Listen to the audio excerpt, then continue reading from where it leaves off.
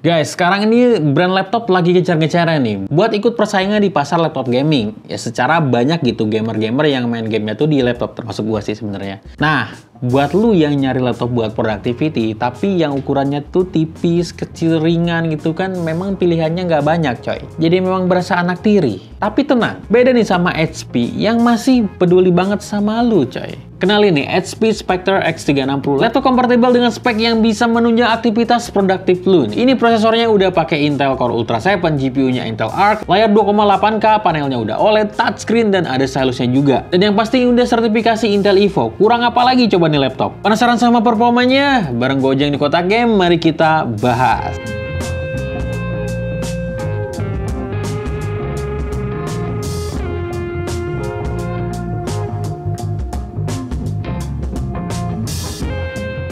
Tapi seperti biasa, sebelum lanjut jangan lupa buat klik subscribe dan nyalain lonceng notifikasinya biar lu nggak ketinggalan info paling update yang ada di Kotak Game. Spek singkatnya bisa lu lihat di tabel berikut.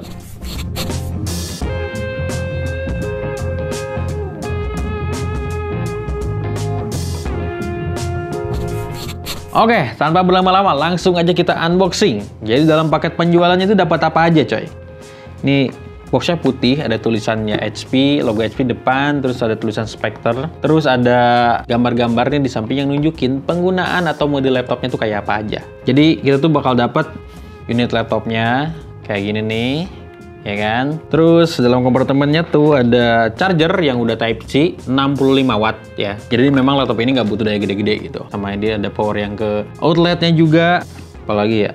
Ada dapat USB hub juga. Ini konektornya pakai Type C ini. Tuh, Type C. Terus ya ini ada USB Type A, Type A, HDMI. Terus di belakangnya ada Type C juga. Kayak gitu. Terus ada apa lagi? Terus ada stylus pen nih. Ini kalau dirupiahin tuh harganya sekitar 799 ribuan. Jadi udah lumayan banget dapat di paket penjualannya. Nih kalau lu pengen lihat dalamnya tuh kayak gini coy. Nah, kayak gini. Terakhir kartu garansi, buku manual ya, ada di sini semua. Ya, isinya sih cuma itu aja ya, nggak ada yang lainnya lagi tuh. Dan ini udah lengkap banget kalau menurut gue. Ya, kita singkirin aja dulu semuanya dan fokus ke laptopnya dulu. Oke, kita bahas desainnya dulu nih. Laptop itu punya desain yang premium. Bodinya terbuat dari aluminium berwarna abu gelap yang disebut Nightfall Black Aluminium. Warnanya ini bikin laptop jadi punya kesan mewah. Ya emang sih gua pegang ini juga kelihatan kayak laptop mewah gitu. Terus juga desain belakangnya ini simple banget, cuma ada logo HP yang ini reflektif ya, jadi kayak mantul kayak cermin sekilas kalau diperhatiin. Terus juga nih salah satu desain yang bikin laptop ini tuh agak unik, yaitu posisi portnya yang beda. Nggak kayak laptop pada umumnya coy, karena portnya tuh di sini nih, dia ada di posisi pojok di sudut gitu. Nih kayak di kanan nih ada port Type C. Terus di kiri ada buat audio jack. Memang unik, nggak kayak laptop biasa. Terus juga ini bezelnya udah tipis dan ukurannya ini 14 inci. Nah, laptop ini tuh termasuk ringan dan tipis. Karena apa? Tebelnya aja tuh cuma 1,9 cm gitu. Jadi ini tipis, nggak nyampe 2 cm. Terus buat beratnya ini cuma 1,44 kg. Jadi ringan. Ukuran yang pas nih karena ringan, tipis, jadi enak aja buat dibawa-bawa gitu. Tapi yang harus lu perhatiin ini dari laptop ini ya, itu di bagian ngebuka layarnya ini. Karena agak sedikit butuh effort gitu. Ini tuh karena ada 4 buah magnet di bagian belakang layar ini nih. Dan di bagian bawahnya juga gitu. Nah, fungsi magnet ini tuh buat nahan pas si laptop ini tuh lagi mode tablet kayak gini. Biar nggak gampang kebuka-buka gitu. Jadi memang agak sedikit butuh effort ya kalau mau ngebuka laptop ini. Kan biasanya satu jari. Nah, kalau ini agak dicongkel dikit tapi nggak terlalu masalah gitu. Karena si magnetnya tadi coy. Karena ini ada laptop kompatibel, jadi mode penggunaannya juga banyak gitu. Ada mode normal nih, mode laptop kayak gini, ya kan. Terus kalau layarnya dibuka, panjang kayak gini, mode sharing. Terus ada mode tenda. Ini enak banget buat lu yang memang butuh presentasi gitu kan, yang butuh orang fokus ke layarnya doang. Jadi ada mode tenda. Terus terakhir ada mode tablet, kayak gini. Nah, jadi bisa jadi tablet coy. Terus juga karena ada pennya, pemakaian juga bisa lebih maksimal lagi di mode tablet. Buat gambar-gambarnya enak banget.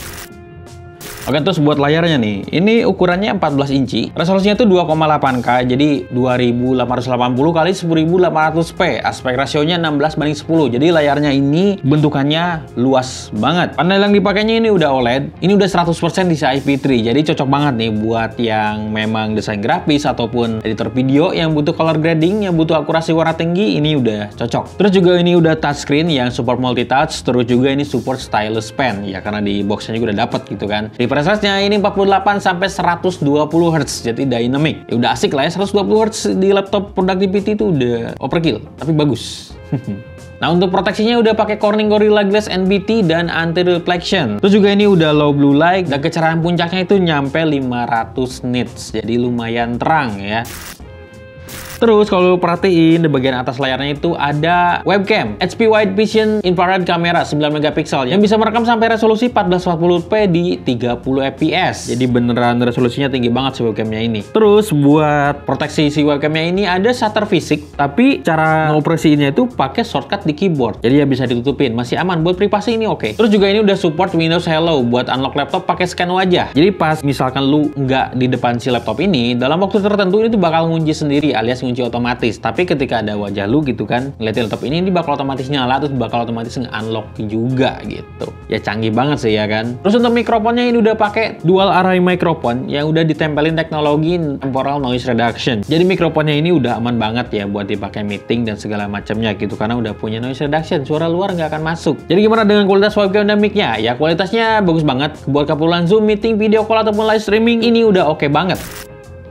Nah, buat urusan bunyi-bunyian laptop ini udah punya 4 buah speaker nih. Posisinya ada di samping kanan kiri keyboard, jadi udah 2, sama 2 lagi tuh ada di bagian bawah laptop gitu. Terus juga ini udah dituning di TSX Ultra, sama HP Audio Boost dan Poly Studio. Jadi secara kualitas ini udah bagus banget, treble-nya juga jernih, karena 2 speaker tweeter menghadap langsung ke atas dan subwoofer di bagian bawah juga ngasilin bass yang berasa nendang banget gitu. Ya overall gue suka lah sama kualitas audionya. Terus buat keyboardnya ini pakai layout 68% alias compact ya. Terus juga ada satu backlit yang warnanya putih, bisa diatur kecerahannya gitu, bisa cerah banget atau enggak dibikin redup. Buat tombol powernya ini ada di bagian kanan atas yang sekaligus sama sensor fingerprint gitu, jadi buat keamanan. Cakep banget lah positioningnya ini. Feel ngetiknya ini enak, nyaman buat ngetik lama-lama, tapi karena ukuran touchpadnya yang luas, jadi sering nggak sengaja kayak kesentuh gitu. Seperti yang gue bilang tadi, touchpadnya ini punya ukuran yang luas dan oke banget buat navigasi. Posisinya juga pas ada di tengah ya. Terus juga si touchpadnya ini punya fitur haptic feedback, jadi pas ditekan atau disentuh-sentuh atau lagi gestur tuh ada getar-getarnya coy. Bisa gestur dengan geser atas bawah di sisi kiri kanan touchpad, di sisi kanan buat volume dan sisi kiri buat atur kecerahan. Lanjut buat portnya nih, di bagian kanan ada 2 buah USB Type-C Thunderbolt 4 yang udah support power delivery dan display output dengan protokol DisplayPort 2.1. Terus juga sisi kanannya ini bisa dipakai buat nempelin stylusnya, karena ya ada bagiannya bisa ditempel gitu ya. Lanjut buat di kiri ada 1 USB Type A, 1 jack audio combo 3,5 mm. Karena ini laptop tipis dan minimalis, jadi portnya juga bisa dibilang dikit ya. Tapi tenang aja, karena meskipun nih portnya dikit, tapi yang udah tersedia di laptop ini tuh port yang esensial dan multifungsi gitu. Terus juga dalam paket penjualannya seperti yang gua udah tunjukin tadi, itu ada USB hub yang konektornya itu pakai Type-C. Terus juga udah ada 2 USB Type A, 1 HDMI dan USB Type-C yang support power delivery alias bisa pakai ngecas. Lanjut buat software internalnya ada apa aja nih? Yang jelas ini udah pasti ada aplikasi My HP gitu yang fungsinya tuh bisa buat hardware monitoring sama ngatur performance si laptop ini. Ada banyak profile performance yang bisa lu pakai dari mulai Smart Sense, Balance, Cool, Quiet, Performance sampai Power Saver. Nah, buat baterai yang lebih hemat. Terus juga si My HP ini bisa buat ngatur fungsi dari si stylus pen.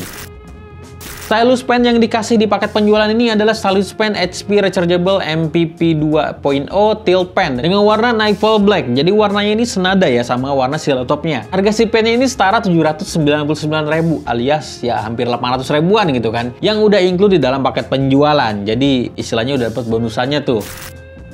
Terus baterainya gimana nih? Baterai laptop ini tuh 68 Wh, chargernya USB Type-C dengan power 65 Watt. Ini awet banget buat dipakai ngetik, nonton video, dan main game ringan juga nggak gampang habis.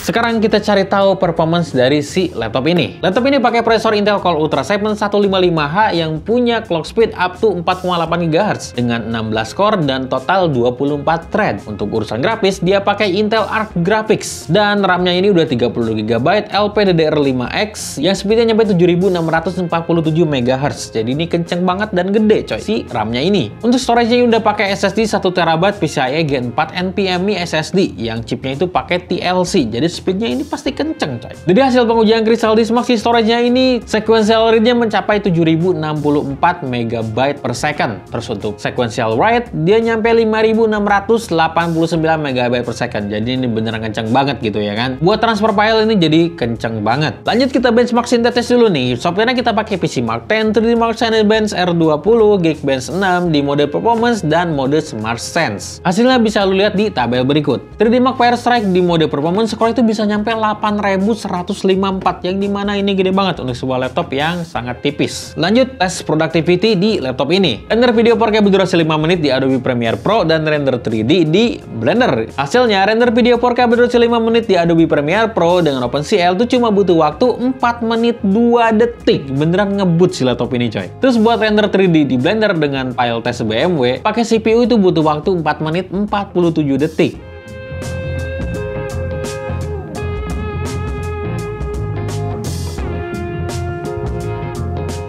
Oke nih, walaupun ini laptop yang bukan laptop gaming alias laptop productivity, tapi nggak ada salahnya kalau kita coba laptop ini buat main game gitu kan. Langsung aja kita tes. Untuk setup gamingnya nih resolusi di 1080p, yang bakal kita cari tahu itu ada average FPS dan di mode performance gitu. Hasilnya Wuthering Wave dengan setting medium, FSR on, average FPS bisa dapat 42 FPS. Jadi masih sangat-sangat playable banget nih. Lanjut ke game Zenless Zone Zero dengan setting high, itu dapat average FPS 69 FPS. Jadi game ini juga masih sangat lancar coy.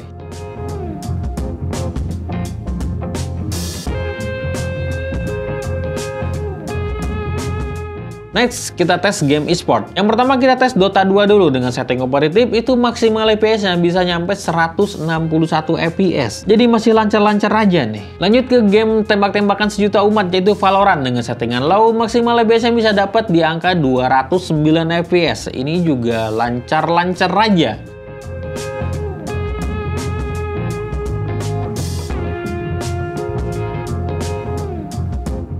Ini terbukti ya, kalau laptop ini tuh nggak cuma buat productivity aja. Buat main game juga masih jalan dengan mulus gitu. Karena ini udah pakai prosesor Intel Core Ultra dan GPU-nya Intel Arc yang punya performa oke coy. Terus gimana dengan pendinginnya? Laptop ini udah pakai active cooling dengan dual fan. Intake-nya tuh dari bawah dan exhaust-nya tuh mengarah ke belakang. Terus gimana dengan suhunya? Di mode performance, idle-nya tuh ada di angka 42 derajat Celcius. Terus untuk full load-nya dia nyampe 78 derajat Celcius. Ini masih jauh di bawah 90 derajat Celcius, yang dimana artinya laptopnya itu masih termasuk adem coy. Oke, terus gimana kesimpulannya nih? HP Spectre X360 ini adalah laptop convertible yang dibuat memang untuk produktivitas coy. Dengan fitur-fiturnya yang cocok banget nih buat kebutuhan kerja. Selain itu juga nih layarnya udah pakai OLED dan speakernya yang asik banget nendang. Ini cocok nih buat yang main-main audio ataupun yang demen nonton film, dengerin musik. Ini mantep banget, serius. Jadi laptop ini cocoknya buat siapa nih? Sesuai yang gue bilang tadi, laptop ini cocok buat lu yang memang workaholic gitu, yang demen kerja di mana aja dan kapan aja. Terus juga butuh laptop yang enteng, tipis, ukurannya pas buat dibawa-bawa, tapi fitur dan speknya tuh bisa menunjang semua kebutuhan lu gitu. Terus laptop ini harganya berapa bang? Nah, laptop yang ada di depan gua ini, HP Spectre X360 ini jual dengan harga 27.999.999. Jadi ya 28 juta kurang 1 rupiah coy.